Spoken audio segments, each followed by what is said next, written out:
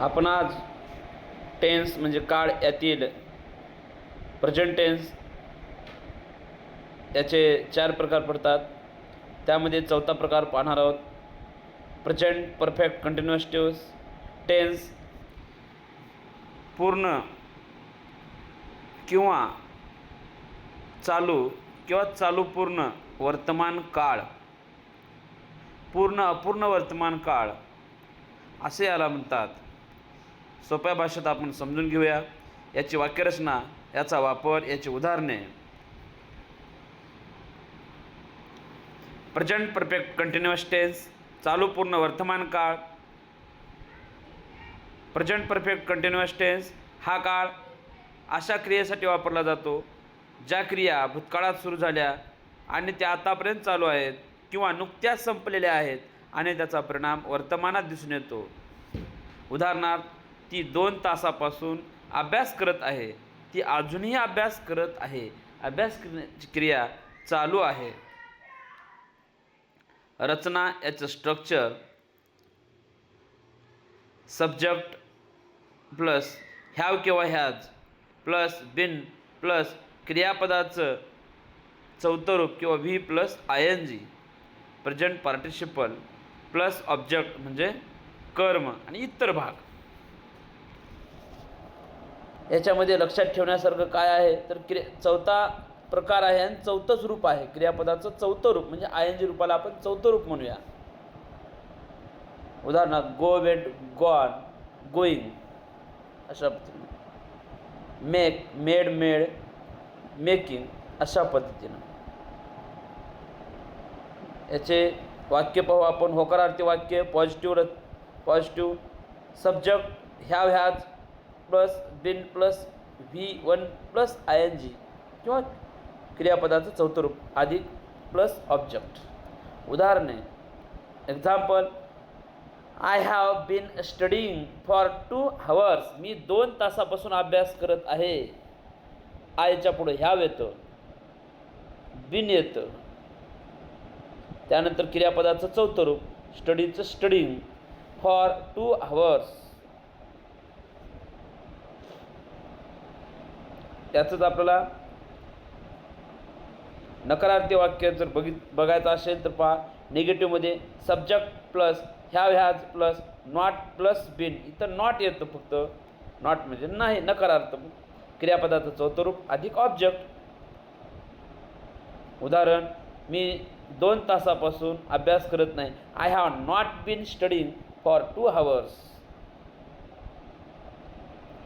तिसरा प्रकार प्रश्नार्थक वाक्य. याच्यामध्ये क्वेश्चन.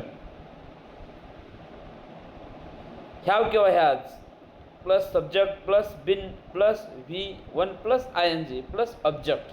म्हणजे क्रियापदाचं इथं अदलाबदल करता आणि क्रियापदाचे अदलाबदल केले. तू 2 तासापासून अभ्यास करत आहेस का?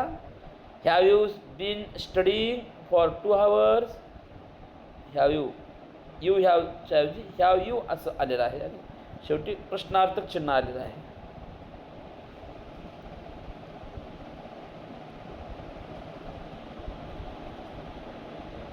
तो सकाळपासून काम करत आहे. He has been working since morning.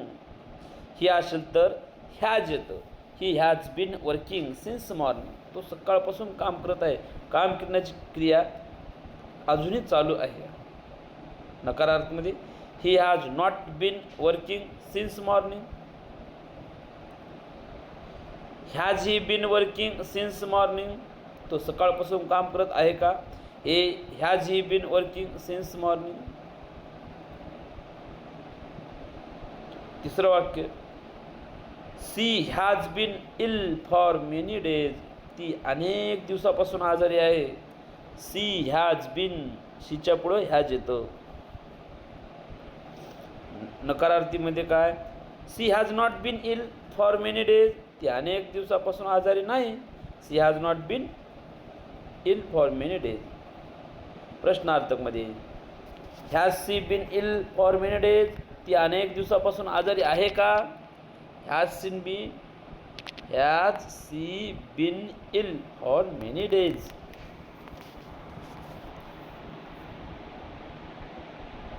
चौथं वाक्य पाहू. We have been living here since 2019. आम्ही 2019 इथे राहत आहोत.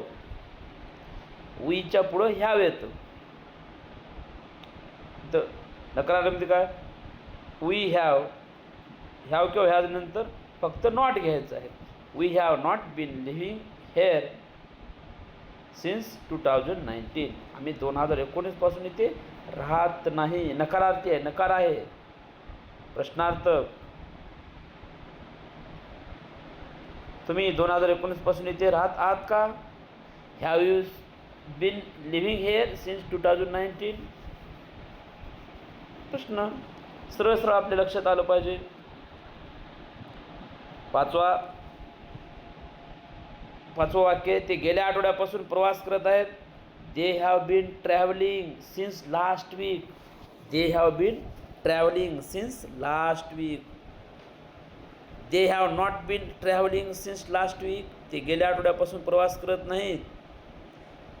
ते गेल्या आठवड्यापासून प्रवास करत आहेत का? Have they been travelling since last week. Have they been travelling since last week. आहेत का? नाही. म्हणजे प्रश्न विचारला. ते गेल्या आठवड्यापासून प्रवास करत आहेत का? येस किंवा नो. ह्याच्यामध्ये काही टाईम वर्ड्स, वेळदर्शक शब्द आहेत. फॉरचा अर्थ पासून किंवा किती वेळ असा होतो. सिन्स पासून किंवा कोणत्या वेळेपासून असा होतो. ऑल डे संपूर्ण दिवस. ऑल नाईट संपूर्ण रात्र. ऑल वीक संपूर्ण आठवडा. ऑल मंथ संपूर्ण महिना. ऑल इयर संपूर्ण वर्ष. लेटली अलीकडे. रिसेंटली अलीकडेच. हाऊ लॉंग किती वेळ. ते ब वाटतं पण वेळ व आहे. याचा वापर भूतकाळात सुरू झालेली आणि आतापर्यंत चालू असलेली कृती या काळाने दर्शवलं जातं. उदाहरणार्थ, मी सकाळपासून पुस्तक वाचत आहे, अशा पद्धतीने. कृतीचा परिणाम वर्तमानात दिसून येतो. ती अनेक दिवसापासून आजारी आहे म्हणून ती अशक्त आहे. म्हणजे आजारीच आहे आणि ती अशक्त आहे, तिचा परिणाम आहे. किती वेळ एखादी कृती चालू आहे हे विचारण्यासाठी तू किती वेळापासून इथे थांबला आहेस, असा याचा चालू पूर्ण वर्तमान काळाचा आपल्याला वापर करून वाक्य बनवता येतात. त्याचा सराव करा. या ठिकाणचे वाक्य करता सर्वनाम बदला, एखादी नावं घ्या, क्रियापद बदला आणि अनेक वाक्य सराव करा.